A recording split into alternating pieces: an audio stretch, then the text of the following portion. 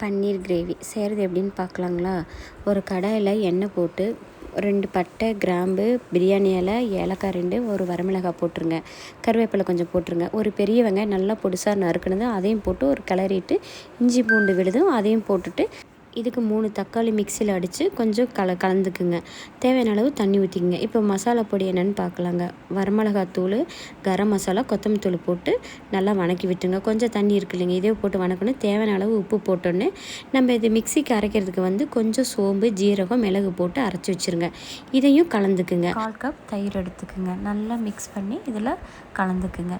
இப்போ சின்னதாக கட் பண்ணி வச்ச பன்னீரையும் எடுத்து உடையாமல் லைட்டாக கலரி விட்டுருங்க. கொஞ்சம் தண்ணி, ஒரு 1/4 கப் 1/2 கப் தண்ணி இருந்தால் போதுங்க.